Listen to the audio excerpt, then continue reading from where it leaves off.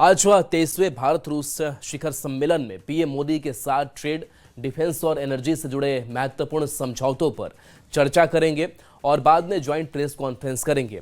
PM Modi से meeting के लिए हैदराबाद हाउस पहुंच चुके हैं और आज व्लादिमीर पुतिन को राष्ट्रपति भवन में औपचारिक स्वागत किया गया।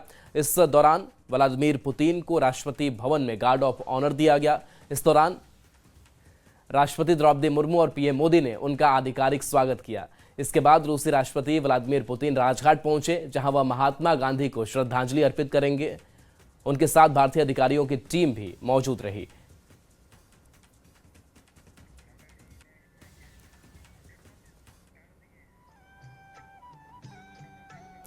तो ये तस्वीर आपको जहां राजघाट पहुंचे और महात्मा गांधी को श्रद्धांजलि राष्ट्रपति पुतिन ने दी है। ये राजघाट की तस्वीर आप तक हम पहुंचा रहे हैं। पहले राष्ट्रपति भवन गए थे, जहां पर गार्ड ऑफ ऑनर दिया गया और उसके बाद से सीधे राजघाट पहुंचे और व्लादिमीर पुतिन राजघाट पर महात्मा गांधी को श्रद्धांजलि की तस्वीर।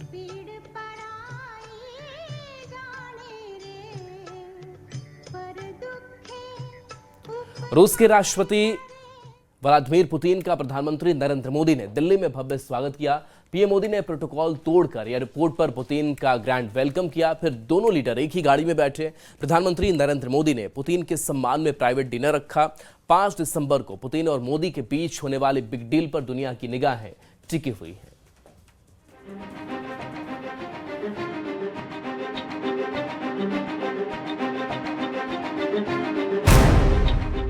चुनिंदा हस्तियों के हिस्से ऐसे शानदार और भव्य पल आते हैं जो यादगार हों, ऐतिहासिक हों और अद्वितीय भी। जब बाहें फैलाए भारत के प्रधान स्वागत कर रहे हों, जब खास मेहमान पुतिन के लिए उत्सव नृत्य हो रहा हो,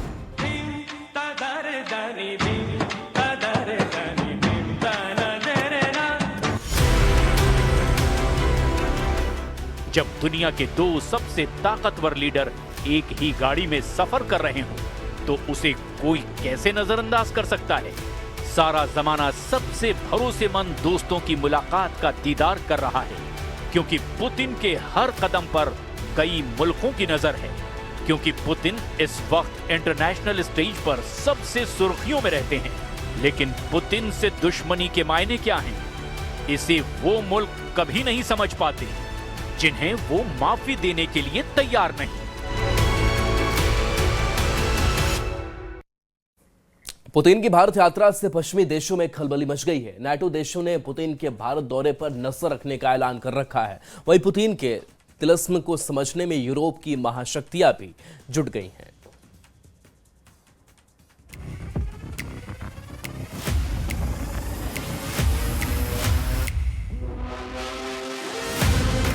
व्लादिमीर पुतिन खास दोस्तों के लिए किसी फरिश्ते से कम नहीं, वहीं दुश्मनों के लिए वो सबसे बड़ा तिलिस्म है। पुतिन के दुश्मनों के लिए उनकी पूरी दुनिया ही अबूझ है।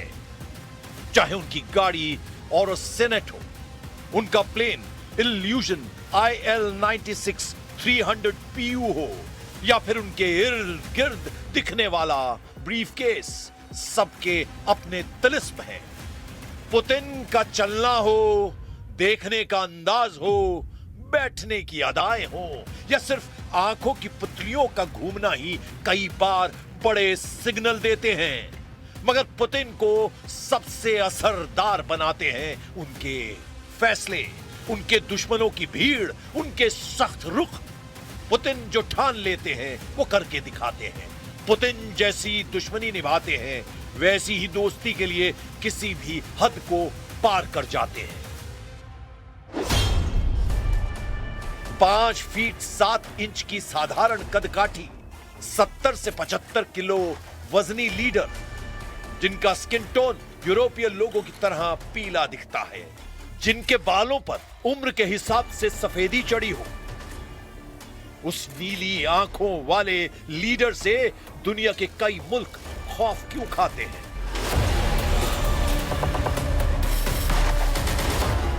पुतिन को सर्वशक्तिमान क्यों कहा जाता है? सिर्फ दिलेरी भर इसकी वजह तो नहीं, सिर्फ सबसे बड़ा एटमी हथियारों का गोदाम भर इसकी वजह नहीं, सिर्फ अमेरिका से टकराने की जुर्रत भर इसकी वजह नहीं। पुतिन ऐसे दौर में सब पर भारी पड़ते हैं जब कई मुल्कों में तानाशाहों का सिक्का चलता है। ऐसे सुप्रीम लीडर भी पुतिन से सिर्फ दोस्ती की दुआ मांगते हैं, जिन्हें सनकी का तमगा दिया जाता है। तो इसकी वजह है रूस जैसे सुपर पावर पर पुतिन की जबरदस्त पकड़। पुतिन 25 साल से रूस के सर्वे सर्वा हैं, आगे भी जब तक चाहे बने रह सकते हैं। साल 1999 में पुतिन रूस के प्रधानमंत्री बने। साल 2000 में उन्होंने राष्ट्रपति का चुनाव भारी बहुमत से जीता। इसके बाद उन्होंने 2 बार 4-4 साल के कार्यकाल पूरे किए। फिर नियमों के चलते उन्होंने दिमित्री मेदवेदेव को राष्ट्रपति का चुनाव जितवाया। उन 4 सालों में पुतिन ने प्रधानमंत्री पद संभाला। फिर 2012 में पुतिन ने सत्ता में एक बार फिर वापसी की और अब साल 2036 तक अपने पद पर बने रह सकते हैं।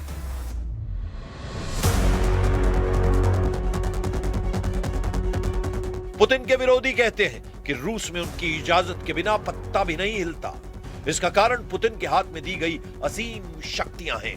पुतिन ने यूक्रेन रूस युद्ध के बीच एटमी हमलों के नियम बदल डाले हैं।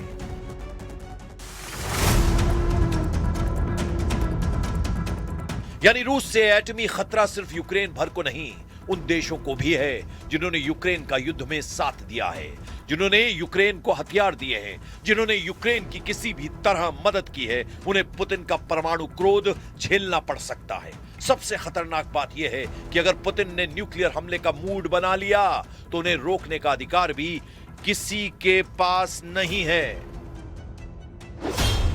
रूस की परमाणु नीति के मुताबिक परमाणु हथियारों के इस्तेमाल का फैसला सिर्फ राष्ट्रपति पुतिन ले सकते हैं। इसीलिए उनके पास हमेशा एक खास न्यूक्लियर ब्रीफकेस रहता है, जिसे रूसी मीडिया में चेगेट ब्रीफकेस के नाम से जाना जाता है। यह ब्रीफकेस पुतिन को रूस की सभी न्यूक्लियर फोर्सेस से जोड़ने वाला कमांड एंड कंट्रोल नेटवर्क होता है। साथ ही रूस के जनरल स्टाफ वैलेरी गेरासिमोव और रक्षा मंत्री भी इस नेटवर्क के तहत न्यूक्लियर कंट्रोल से जुड़े होते हैं। अब यह समझिए कि पुतिन ने अगर एटमी हमले का मूड बना लिया तो उन्हें क्या करना होगा।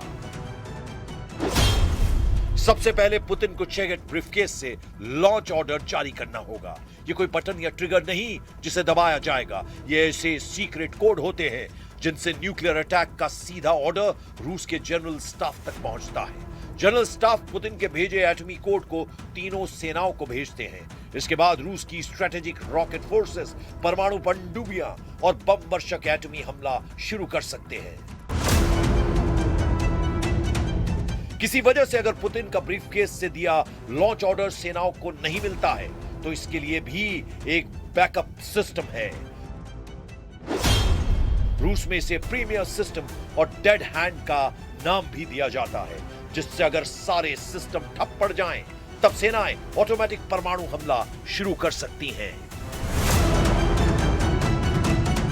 इसलिए जब भी परमाणु युद्ध का माहौल बनता है, पुतिन के नाम से दुश्मन थर्रा जाते हैं। रूस की तीनों सेनाओं में पुतिन ने अपने जासूसी अनुभवों से बड़े बदलाव कर रखे हैं। यूक्रेन से युद्ध के दौरान पुतिन ने रूस की सेना मुख्यालयों के साथ चीफ के नाम तक सीक्रेट रखने शुरू कर दिए हैं। रूस में सशस्त्र सेनाओं का सर्वोच्च सैन्य command general staff of Russian armed forces general staff होते हैं। मौजूदा वक्त में Valery Gerasimov chief of general state हैं, जबकि रूस की वायुसेना के चीफ और नौसेना के चीफ का नाम गुप्त रखा गया है, जिससे इन दोनों सेनाओं का कंट्रोल जनरल स्टाफ, रक्षा मंत्रालय और सीधे पुतिन के हाथ में है।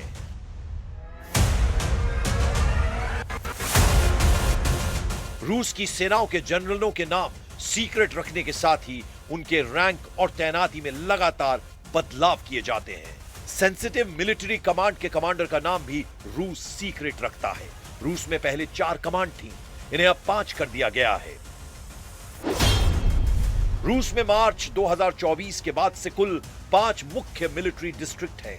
पहला मॉस्को मिलिट्री डिस्ट्रिक्ट सेना मुख्यालय है, जहां से क्रेमलिन और राजधानी क्षेत्र की सुरक्षा की जाती है। मई 2024 से मॉस्को मिलिट्री के कमांडर जनरल सर्गेई कुज़वलेव है। दूसरा लेनिनग्राद मिलिट्री डिस्ट्रिक्ट, जहां से उत्तर पश्चिमी रूस यानी सेंट पीटर्सबर्ग, बाल्टिक क्षेत्र, आर्कटिक क्षेत्र की सिक्योरिटी की जाती है। अभी लेनिनग्राद के कमांडर येवगेनी निकिफोरोव है।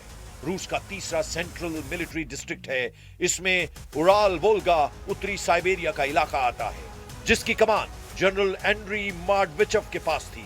रूस का चौथा दक्षिणी मिलिट्री डिस्ट्रिक्ट है, जिसका जिम्मा दक्षिणी रूस, काला सागर, नॉर्थ काकेशस और यूक्रेन से विवादित हिस्से की सुरक्षा है। 2024 से यहां के कमांडर का नाम उजागर नहीं किया गया है। रूस का पांचवा पूर्वी मिलिट्री डिस्ट्रिक्ट है, जहां से प्रशांत महासागर और साइबेरिया की सिक्योरिटी की जाती है। इसके कमांडर जनरल एंड्री इवानिएव है।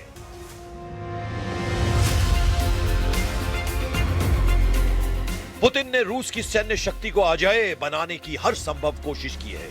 इसमें उनकी मदद केजीबी एजेंट के दिनों में मिली ट्रेनिंग करती है। पुतिन सोवियत संघ की खुफिया एजेंसी केजीबी के जाबाज एजेंट रह चुके हैं।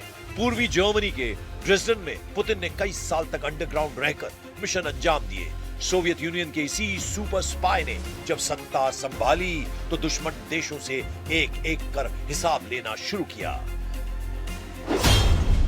पुतिन ने सोवियत संघ विघटन के बाद एक बिखराव का खतरा झेल रहे रूस को एकजुट करने के लिए 89 राज्यों का विलय करके 7 संघीय प्रांत बनाए। पुतिन ने रूस के दुश्मन चेचेन विद्रोहियों के खिलाफ मिलिट्री ऑपरेशन चलाकर उनका सफाया किया। अगस्त 2008 में पुतिन ने जॉर्जिया को युद्ध में हराकर गोरी और जुगदीदी इलाके पर कंट्रोल किया। साल 2014 में पुतिन ने यूक्रेन के क्राइमिया पर हमला कर उसे रूस में मिला लिया। जिन देशों ने नाटो से नजदीकियां बढ़ाई, जिन देशों ने पश्चिमी शक्तियों के इशारे पर चलना शुरू किया, जिन देशों ने अमेरिका से दोस्ती बढ़ाई, उन्हें पुतिन ने सबक सिखाया है। यूक्रेन से रूस के युद्ध की वजह भी उसकी नाटो में शामिल होने की जिद है। पुतिन नहीं चाहते हैं कि नाटो का विस्तार रूस तक हो। पुतिन नहीं चाहते कि रूस का सोवियत यूनियन जैसा इतिहास हो। इसीलिए किसी भी खतरे को देखते ही पुतिन एक्शन में आ जाते हैं। लेकिन यही पुतिन दोस्ती की मिसाल भी कायम करते हैं। भारत के लिए पुतिन के दिल में खास जगह है।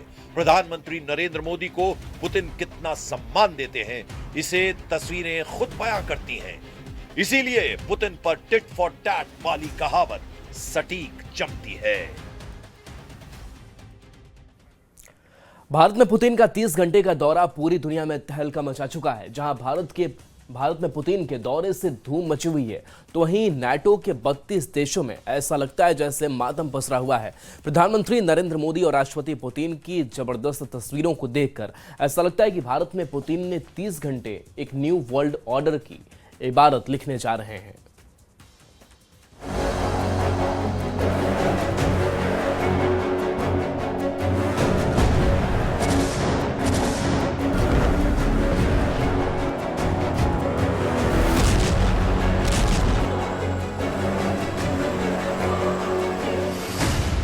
भारत में पुतिन का पावर शो, 32 देशों पर 30 घंटे का खौफ। ये रूसी राष्ट्रपति पुतिन का भारत में 10वां दौरा है। इस बार पुतिन 4 साल बाद भारत आए हैं। इससे पहले पुतिन ने 6 दिसंबर 2021 को भारत की यात्रा की थी। तब वे सिर्फ 4 घंटे के लिए भारत आए थे। लेकिन इस बार पुतिन का भारत दौरा लगभग 4 साल से चल रही रूस यूक्रेन जंग के उस दौर में हो रहा है, जब रूस पर हमला करने के लिए 32 देशों के नाटो चीफ मार्क रूटे खुलेआम में ऐलान कर रहे हैं। हैरान करने वाली बात तो यह है कि 1380 दिन से चल रहे युद्ध में पुतिन जंग के ऐसे बाजीगर साबित हो चुके हैं जो ना तो ट्रंप के दांव पेच में फंसे और ना ही नाटो और यूरोप के हथियार पुतिन की रूसी सेना को रोक पाए। सवाल उठता है कि जब पुतिन लगभग 30 घंटे के भारत दौरे पर हैं, तो उससे नाटो यूरोपीय देश इतनी बुरी तरह से बौखलाए हुए क्यों हैं? और क्यों भारत में पुतिन के 30 घंटे का पावर शो रूस यूक्रेन युद्ध पर बहुत भारी साबित हो रहा है? इसका सीधा सा जवाब है, पुतिन का भारत दौरा शुरू होने से 30 घंटे पहले ही रूस ने पूर्वी यूक्रेन के रणनीतिक रूप से महत्वपूर्ण शहर पोक्रोव्स्क पर कब्जा कर लिया। लगभग 30 घंटे पहले ही ट्रंप के विशेष दूत स्टीव विटकॉफ और अमेरिकी राष्ट्रपति ट्रंप के दामाद जेरेड कुशनर के साथ पुतिन की हुई 5 घंटे की मीटिंग ने यूक्रेनी सेना के ताबूत में आखिरी कील लगा दी है, या कहें ट्रंप ने ज़ेलेंस्की को जंग हरवा दी है। और इसीलिए बौखलाए नाटो चीफ मार्क रूटे ने पुतिन पर पलटवार करते हुए धमकी दी है कि हम यूक्रेन को छोड़कर कहीं नहीं जा रहे हैं, हम हर चुनौती के लिए तैयार हैं।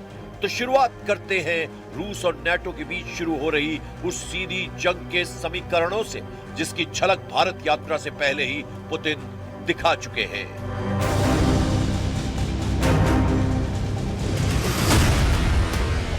भारत में पुतिन के 30 घंटे, चारों खाने चित, नाटो, यूरोप। भारत में प्रधानमंत्री नरेंद्र मोदी के साथ राष्ट्रपति व्लादिमीर पुतिन की बॉडी लैंग्वेज साफ दिख रही है। लगभग 4 साल से रूस यूक्रेन जंग का विजेता नई ऊंचाइयां छूने और रिश्ते निभाने को बेताब है। पुतिन का कॉन्फिडेंस जंग के 1500 से ज्यादा मोर्चों पर विजेता साबित हुआ है।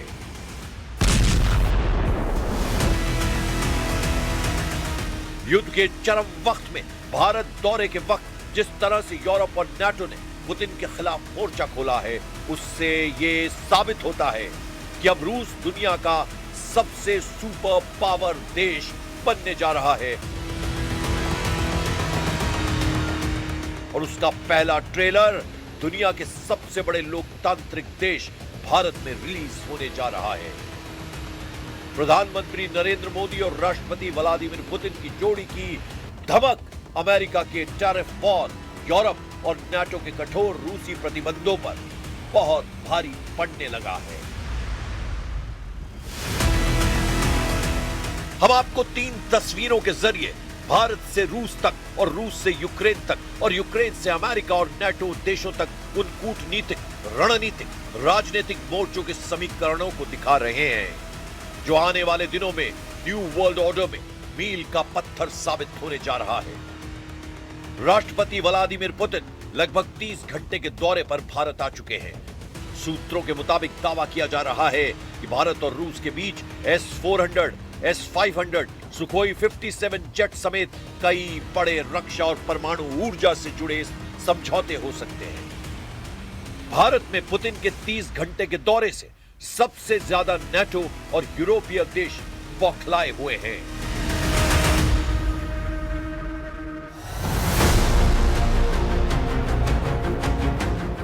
पुतिन ने भारत दौरे से 30 घंटे पहले ही यूरोप और नाटो को धमकी दी है कि अगर रूस को जबरन यूरोप और नाटो से युद्ध करने के लिए मजबूर किया गया तो रूस नाटो और यूरोप से सीधी जंग को तैयार है।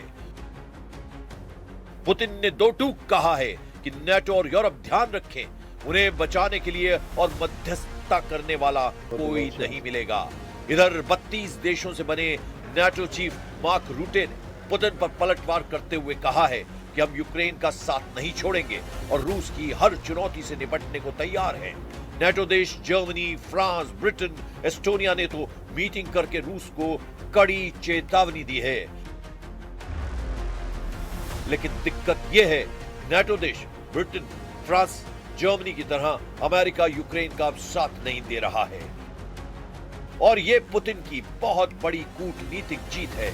लगभग 30 घंटे पहले राष्ट्रपति व्लादिमीर पुतिन से अमेरिकी दूत स्टीव विटकॉफ और अमेरिकी राष्ट्रपति ट्रंप के दामाद जेरेड कुशनर यूक्रेन में युद्ध विराम को लेकर 5 घंटे तक मैराथन बातचीत कर चुके हैं। खुद राष्ट्रपति डोनाल्ड ट्रंप ने मीडिया के सामने बयान दिया है कि पुतिन युद्ध विराम को लेकर तैयार हैं। कुछ मुद्दों को सुलझाना बाकी है। वहीं दूसरी तरफ रूसी सेना ने लगभग 30 घंटे पहले ही यूक्रेन के पोक्रोवस्क पर पूर्ण नियंत्रण के दावे किए हैं। हालांकि यूक्रेन का दावा है पोक्रोवस्क शहर का उत्तरी इलाका अभी भी उसके कब्जे में है और वहां पर लड़ाई जारी है। लेकिन रूस का दावा है पोक्रोवस्क पर कब्जे के साथ ही पूर्वी यूक्रेन के आधे हिस्से पर कब्जा करने वाले रूसी मिशन को जबरदस्त बढ़त मिली है। 30 घंटे पहले खुद राष्ट्रपति व्लादिमीर पुतिन ने पोक्रोवस्क में जीत पर अपनी सेना की सफलता पर खुशी जाहिर की है। इधर अमेरिकी और यूरोपीय मीडिया दावा कर रही है कि ट्रंप के दूत और दामाद का पुतिन से मिलना कहीं ना कहीं यूक्रेन के ताबूत में आखिरी कील साबित हो सकता है। कुल मिलाकर भारी प्रतिबंधों, और भीषण हमलों का सामना कर रहा रूस भारत की जमीन से दुनिया को यही संदेश देने की कोशिश में है कि रूस युद्ध नहीं, शांति चाहता है और शांति को चुनौती देने वाले हर देश से रूस संघर्ष करने को तैयार है। President Putin had a very good meeting yesterday with Jared Kushner and with Steve Witkoff. What comes out of that meeting, I can't tell you, because it does take two to tango. You know, Ukraine, I think we have something pretty well worked out with them. They're very satisfied, considering. But the sad part is, if I were president, no war would have ever happened. They would have had 100% of their territory. Nothing would have happened. It's a very sad situation.